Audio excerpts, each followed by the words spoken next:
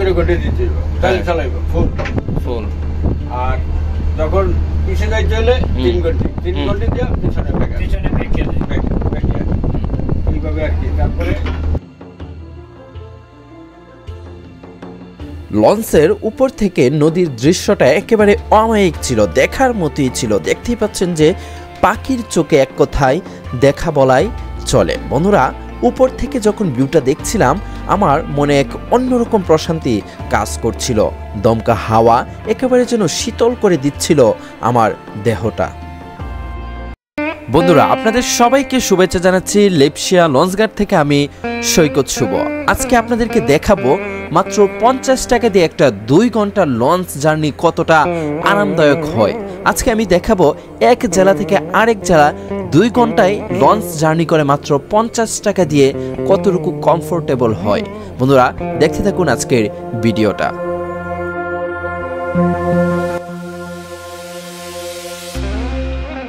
নদীমাতৃক দেশ বাংলাদেশ। বাংলাদেশের বিশাল একটা অংশ জুড়ে রয়েছে নদ নদী, আর ওই নদীপথেই বাংলাদেশের বিশাল একটা মানুষ কিন্তু চলাচল করে আসছে সেই প্রাচীনকাল থেকে। তারা নদীকে ব্যবসায়িক এবং বিভিন্ন কাজে ব্যবহার।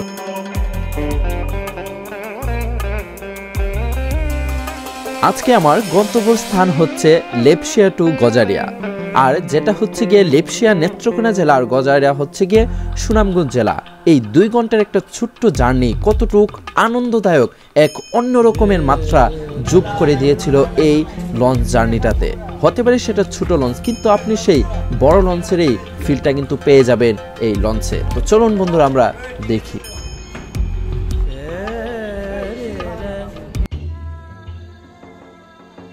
লঞ্চটিকে সাধারণত বিরতি নামে ডাকা হয়।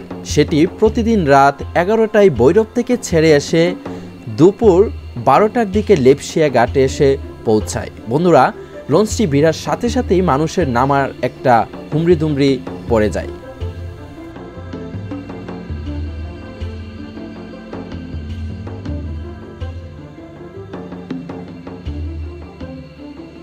ভৈরব থেকে শাস্তার স্থলপথের যোগাযোগ এত উন্নত না হওয়ায় মানুষজন তাদের ব্যবসায়িক মালামাল এই লঞ্চের মাধ্যমে নিয়ে আসে, যাতে করে তাদের খরচটা একটু কমে যায়।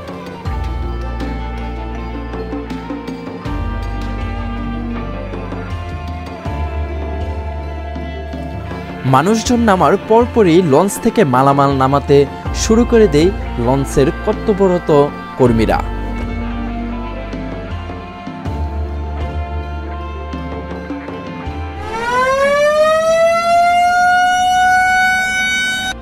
মালামাল নামানো শেষ হওয়ার পরপরই লঞ্চের হুইসেল বাজাতে শুরু করে মাস্টার সাহেব, কারণ এখন ছেড়ে দেওয়ার সময় হয়েছে। লেপসিয়া লঞ্চঘাট এখন ছেড়ে যাবে।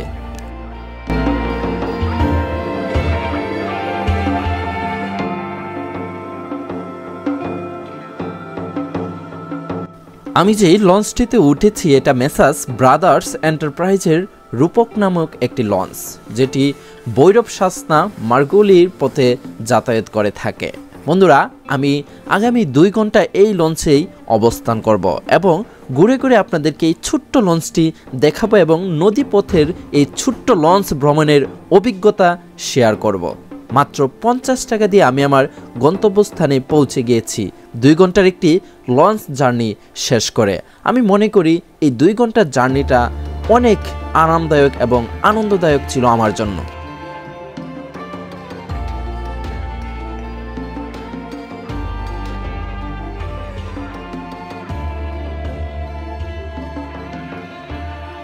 লঞ্চটি গন্তব্যে যাওয়ার জন্য ছেড়ে দিয়েছে। আমি লঞ্চের ভিতরে যেতেই দেখা হয়ে যাই টিকিট মাস্টারের সাথে। উনি আমাকে জিজ্ঞেস করছে যে আপনি কোথায় যাবেন। আমি আমার গন্তব্যের কথা বললাম, বলার সাথে সাথেই তিনি ভাড়ার কথা বললেন 50 টাকা। আমি তো অবাক, এত 2 ঘন্টার জার্নি মাত্র 50 টাকা দিয়ে যাওয়া যাচ্ছে, তাও এত সুন্দর প্রাকৃতিক হাওয়া খেতে খেতে মনটাই যেন জুড়িয়ে গেল। আমি 500 টাকার নোট দেওয়ার সাথে সাথে তিনি তার টাকাটা রেখে আমাকে টাকা ব্যাক করলেন। তারপরে আমি একটু ভিতরের দিকে যাচ্ছি আপনাদেরকে আরেকটু ঘুরিয়ে ঘুরিয়ে দেখার জন্য। বন্ধুরা, দেখতেই পাচ্ছেন লোক সংখ্যা খুবই কম, কিন্তু কম হলেও তাদের যেই মালামালগুলো নেই ওইগুলাতেই তাদের পুষে যায়, কারণ লঞ্চের সাহায্যে মানুষ বেশিরভাগই মালামাল এক জায়গা থেকে আরেক জায়গায় বহন করতে ব্যবহার করে। আর বর্তমানে স্থলপথে রুটঘাট হয়ে যাওয়ার কারণে লঞ্চে একটু চলাচল ও কমিয়ে দিয়েছে, কারণ এটা এক পূর্ণ দৈর্ঘ্যের জার্নি হয়ে যায়।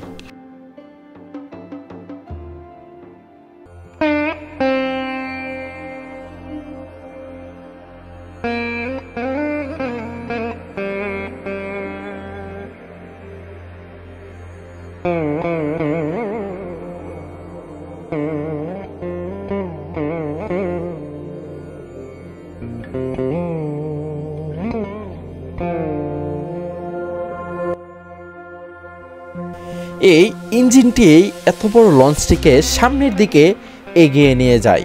এখানে একজন ড্রাইভার থেকে, সম্ভবত আমরা যখন গিয়েছিলাম তখন তাকে আমরা ওইখানে পাইনি।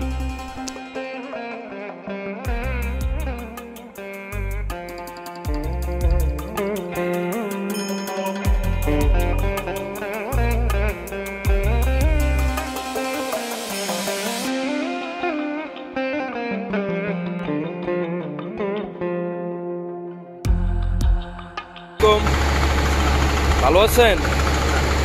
কোথায় থেকে যাচ্ছেন আপনি? ভৈরব থেকে যাবেন কোথায়? কোথায়?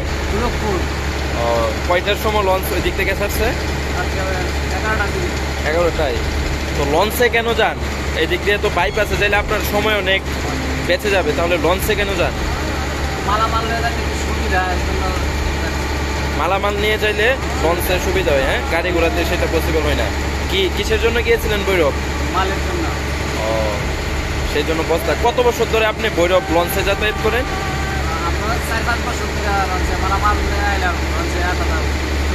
কয়েকজনের সাথে লঞ্চের ভিতরে কথা বলেছি, তাদেরকে জিজ্ঞেস করলাম লঞ্চে কেন যান। তারা বলল ভৈরব থেকে সুনামগঞ্জ লঞ্চে যাওয়াটাই সুন্দর এবং ভালো হয়, এবং আমরা যেহেতু ব্যবসায়িক কাজে মালামাল নিয়ে যাই সেজন্য আরও বেশি সুবিধা হয়, একটু সময় বেশি লাগলে লাগুক। কারণ দেখতেই পাচ্ছেন যে ভৈরব থেকে শাসনাক যেতে একেবারে প্রায় 16 থেকে 17 ঘন্টার একটা জার্নি হয়, তারপরেও সেটাকে তারা নির্দ্বিধায় মেনে নেয়। যেমন তাদের আনন্দ হয়, ঘুমিয়ে ঘুমিয়েও তারা যেতে পারে, সেই জন্যই লঞ্চটাকে তারা বেশি প্রাধান্য দেয়।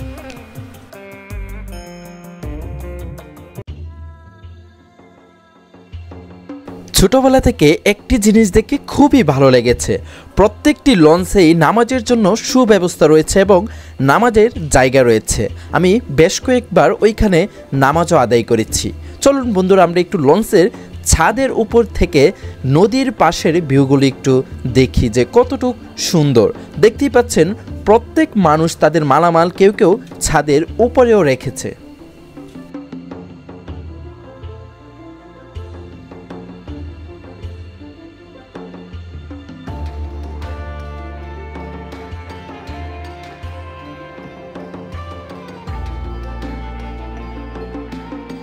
লঞ্চের গায়ে কিছু উক্তিও লেখা রয়েছে, যেটা দেখে আমার খুবই ভালো লাগলো।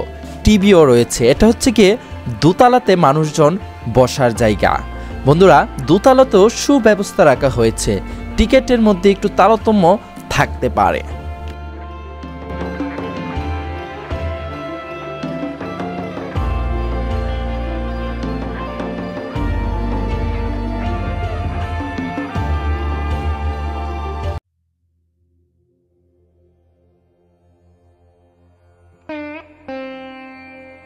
এটা হচ্ছে গিয়ে লঞ্চের মাস্টার সাহেবের রুম, যে পুরো লঞ্চটিকে পরিচালনা করে। ডানে যাবে নাকি বামে যাবে, সামনে যাবে নাকি পিছনে যাবে, তার সাথেও আমরা কথা বললাম। তিনি লঞ্চ কীভাবে চালাতে হয় তার অনেকগুলো জিনিস আমাদেরকে দেখিয়েছে, যেটা নিয়ে আলাদা একটা ভিডিও আমি অলরেডি আপলোড দিয়ে দিয়েছি, আপনারা দেখে আসতে পারুন। তার সাথে কথা বলতে বলতে কখন যে 2 ঘন্টা সময় পার হয়ে গেল বলতেই পারলাম না। দেখতে দেখতে চলে আসলাম আমি আমার গন্তব্যে, নেমে গেলাম। বন্ধুরা, ভিডিওটি আপনাদের কাছে কেমন লেগেছে অবশ্যই কমেন্টে জানাতে ভুলবেন না।